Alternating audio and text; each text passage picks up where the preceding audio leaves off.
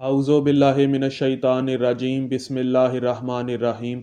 سامعین اور ناظرین، اس ویڈیو میں آپ کو امام مہدی آخر الزمان علیہ الصلاۃ والسلام کی شان اقدس میں صحاح ستہ سے روایات دکھاؤں گا۔ غیر شیعہ کے ہاں 6 مستند احادیث کی کتب جنہیں صحاح ستہ بھی کہا جاتا ہے، ان میں سے ایک حدیث کی کتاب مسلم شریف میں جلد 6 صفحہ نمبر 409 حدیث نمبر 7244 میں لکھا ہے کہ ام المومنین حضرت عائشہ سے روایت ہے کہ ایک بار رسول اللہ صلی اللہ علیہ وآلہ وسلم نے سوتے میں اپنے ہاتھ پاؤں ہلائے۔ ہم نے عرض کیا، یا رسول اللہ صلی اللہ علیہ وآلہ وسلم، آپ نے سوتے میں وہ کام کیا جو نہیں کرتے تھے؟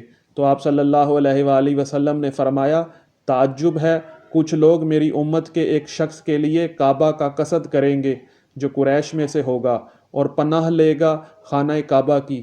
جب وہ بیدا میں پہنچیں گے، بیدا یعنی صاف میدان، تو دھنس جاویں گے۔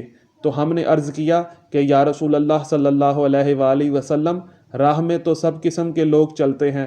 تو آپ صلی اللہ علیہ وآلہ وسلم نے فرمایا کہ ہاں، ان میں ایسے لوگ ہوں گے جو قصداً آئے ہوں گے اور جو مجبوری سے آئے ہوں گے اور مسافر بھی ہوں گے، لیکن یہ سب ایک بارگی ہلاک ہو جائیں گے، پھر مختلف نیتوں پر اللہ ان کو اٹھاوے گا۔ سامعین، اس روایت میں یہ نہیں بتایا گیا کہ کس شخص کا کعبہ میں قصد کیا جائے گا، لیکن اسی مسلم شریف میں حدیث نمبر 7240 میں لکھا ہے کہ عبید اللہ بن قبطیہ سے روایت ہے کہ حارث بن ربیعہ اور عبداللہ بن صفوان دونوں ام المومنین ام سلمہ سلام اللہ علیہا کے پاس گئے، میں بھی ان کے ساتھ تھا۔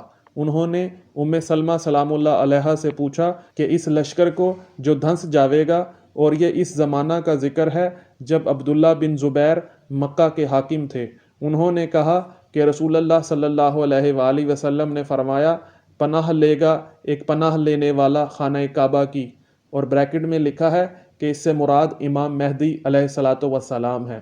اس کی طرف لشکر بھیجا جاوے گا، وہ جب ایک میدان میں پہنچیں گے تو دھنس جاویں گے۔ میں نے عرض کیا، یا رسول اللہ صلی اللہ علیہ وآلہ وسلم، جو شخص زبردستی سے اس لشکر کے ساتھ ہو؟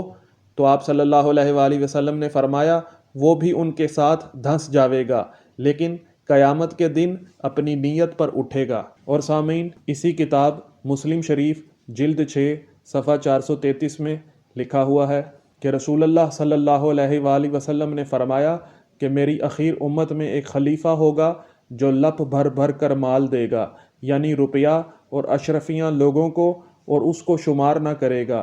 جریر نے کہا کہ میں نے ابو نضرہ اور ابو العلا سے پوچھا، کیا تم سمجھتے ہو کہ یہ خلیفہ عمر بن عبدالعزیز ہے؟ انہوں نے کہا، نہیں، یہ امام مہدی ہیں جو امت کے اخیر زمانے میں پیدا ہوں گے۔